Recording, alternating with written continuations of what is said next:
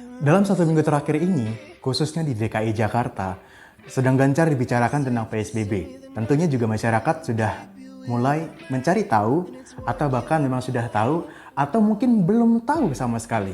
Bagaimana dengan Anda?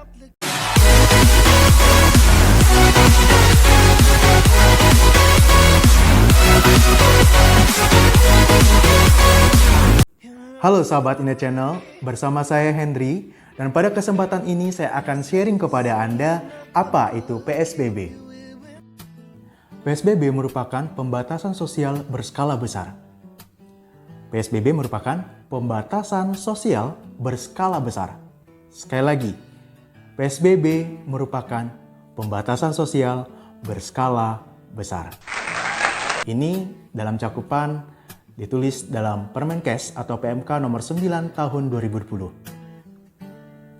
PSBB ini adalah suatu pembatasan kegiatan masyarakat dalam suatu wilayah yang diduga tingkat infeksi COVID-19 sangat tinggi.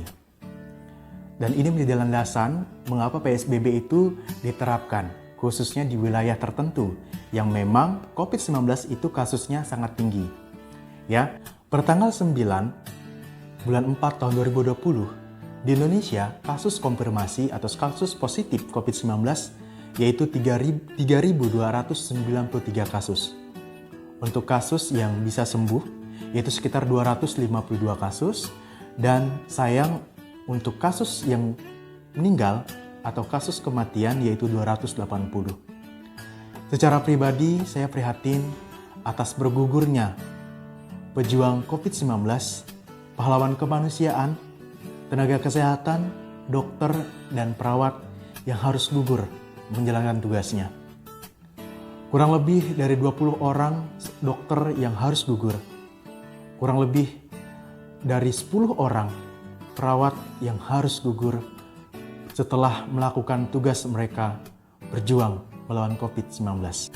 Berdasarkan PMK atau Permenkes nomor 9 tahun 2020, lingkup PSBB adalah yang pertama, yaitu peliburan atau pembatasan kegiatan sekolah.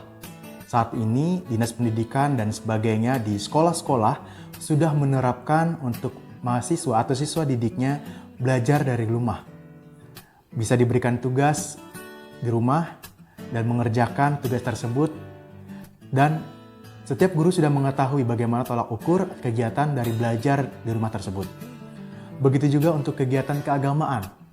Saat ini dari keagamaan, Menteri Agama juga benar menghimbau untuk tidak dulu melakukan kegiatan ibadah di gereja atau di masjid atau di tempat ibadah lainnya.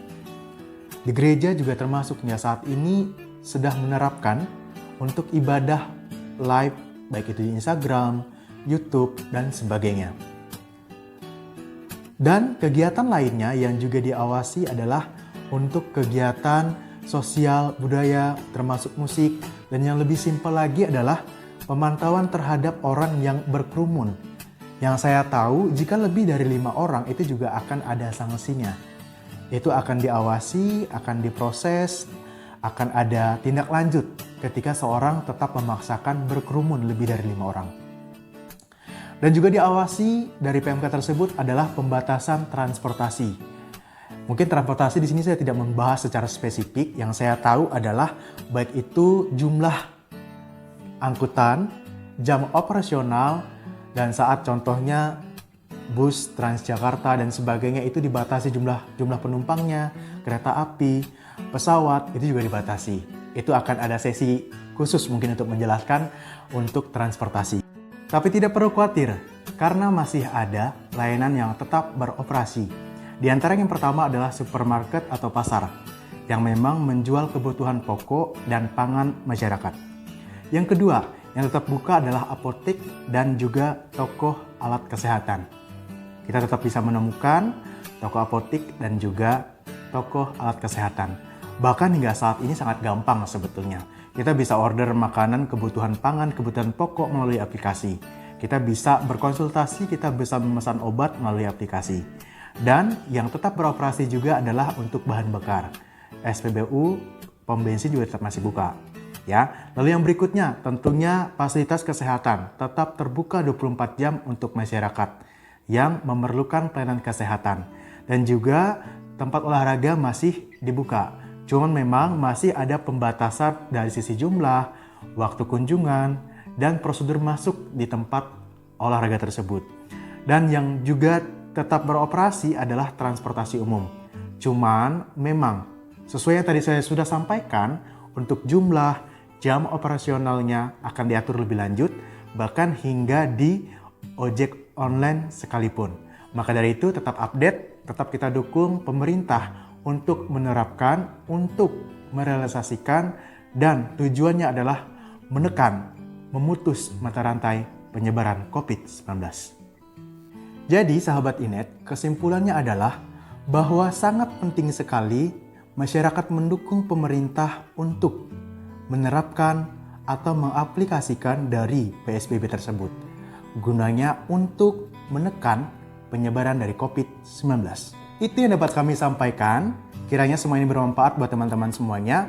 Untuk itu kami minta dukungan dari teman-teman semuanya untuk like, share videonya, dan yang paling penting adalah teman-teman, Bapak Ibu semuanya yang nonton videonya jangan lupa di subscribe channel kami, karena satu subscribe dari teman-teman itu adalah satu amunisi atau senjata yang memberikan kami semangat untuk tetap berkarya.